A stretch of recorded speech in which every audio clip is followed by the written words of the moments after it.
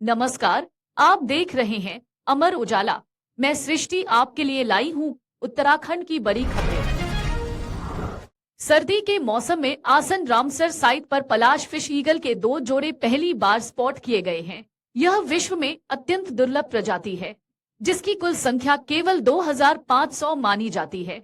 पक्षी विशेषज्ञों का मानना है कि इनकी संख्या में वृद्धि पक्षी प्रेमियों के लिए उत्साह का विषय है। उत्तरकाशी से एक 10 सदस्यीय दल आज साइकिल से प्रयागराज के लिए रवाना हुआ, जो प्लास्टिक मुक्त गंगा का संदेश लेकर चल रहा है। यह दल 11 दिन में 1150 किलोमीटर की यात्रा करेगा।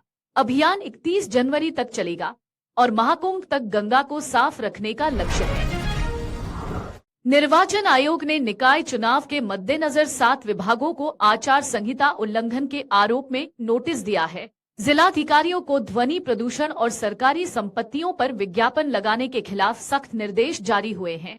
प्रदेश में डाक मतपत्रों से मतदान की प्रक्रिया भी शुरू हो चुकी है।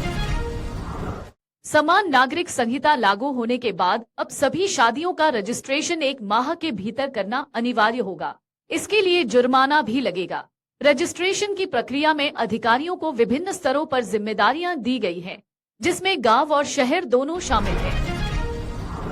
सरकार ने समान नागरिक संहिता (यूसीसी) के पंजीकरण को सरल बनाने के लिए विशेष योजना शुरू की है। इंटरनेट की कमी वाले क्षेत्रों में जनसेवा केंद्रों के एजेंट घर घर जाकर पंजीकरण करेंगे। 10,000 कॉमन सर्विस सेंटर को प्रशिक्षित करने का लक्ष्य रखा गया है। शिकायतों के लिए ऑनलाइन पोर्टल भी उपलब्ध होगा। हल्द्वानी में डाक विभाग ने एक युवती को फर्जी हाई स्कूल मार्कशीट के आधार पर नौकरी पाने के आरोप में अयोग्य घोषित कर दिया है। युवती का चयन ग्रामीण डाक सेवक के पद पर हुआ था, लेकिन मार्कशीट की जांच में वह फर्जी पाई गई। विभाग ने युवती के खिलाफ कोतवाली में तहरीर दी है। उत्तराखंड में सुबह और शाम को ठंड बढ़ रही है, जबकि दिन में हल्की धूप राहत दे रही है। मौसम विज्ञान केंद्र ने उत्तरकाशी, चमोली और पिथौरागढ़ में हल्की बारिश की संभावना जताई है। अन्य जिलों में मौसम शुष्क रहेगा। दून का अधिकतम तापमान 24.2 डिग्री और न्यूनतम 10.2 डिग्री रिकॉर्ड किया गया है। उत्तराखंड में 28 जनवरी को प्रधानमंत्री मोदी द्वारा राष्ट्रीय खेलों का उद्घाटन किया जाएगा। खेल मंत्री रेखा आर्या ने कहा कि इन खेलों के लिए अंतर्राष्ट्रीय स्तर की सुविधाएं विकसित की गई हैं, जो खिलाड़ियों को ओलंपिक की तैयारी में मदद करेंगी। राज्य ने स्वर्ण पदक के लिए इनाम राशि बढ़ाकर 12 लाख की है। मुख्य सचिव राधा रतूरी ने राज्य के 13 जिलों में 19 डायलिसिस केंद्रों के माध्यम से बीपीएल मरीजों और आयुष्मान कार्ड धारकों को निशुल्क डायलिसिस सेवाएं प्रदान की जाने की जानकारी दी। उन्होंने विभागीय अधिकारियों को संसाधनों का तेजी से उपयोग करने और सेवाओं की गुणवत्ता सुनिश्चित करने के निर्देश दिए। हरबटपुर नगर पालिका अध्यक्ष पद की कांग्रेस प्रत्याशी यामिनी रोहिला फिर से चुनाव से बाहर हो गई है। उच्चतम न्यायालय ने उनकी चुनाव प्रक्रिया में भाग लेने पर रोक लगा दी है। अगली सुनवाई 28 दिन बाद होगी।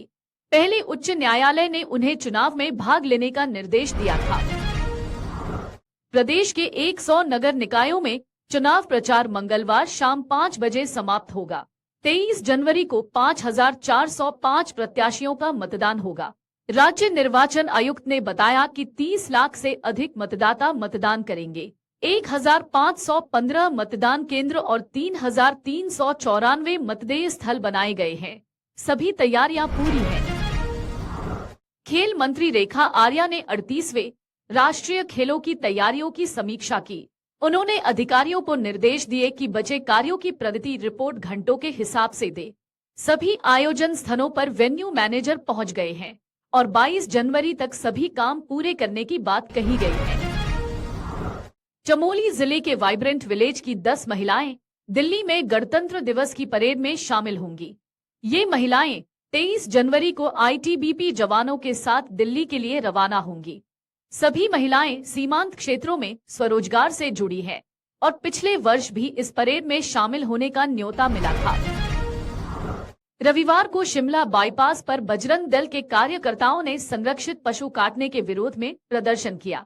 प्रदर्शन करीब पौन घंटे तक चला, जिससे बाईपास पर जाम लग गया। पुलिस ने आरोपियों की जल्द गिरफ्तारी का आश्वासन दिया, जिसके बाद कार्यकर्ता वहां से हट गए। टिहरी में एक महिला पर गुलदार ने दिनदहाड़े हमला किया, जिससे वह गंभीर रूप से घायल हो गई। 32 वर्षीय मंजू देवी को प्राथमिक उपचार के बाद हायर सेंटर रेफर किया गया। विधायक ने महिला के इलाज के लिए वन विभाग को तुरंत सहायता देने के निर्देश दिए हैं। अगर आप ये वीडियो YouTube पर देख रहे हैं तो हमारे चैनल को सब्सक्राइब करें और बेल आइकन को दबाना ना भूलें। अगर आप Facebook पर ये वीडियो देख रहे हैं तो हमारे पेज को लाइक करें।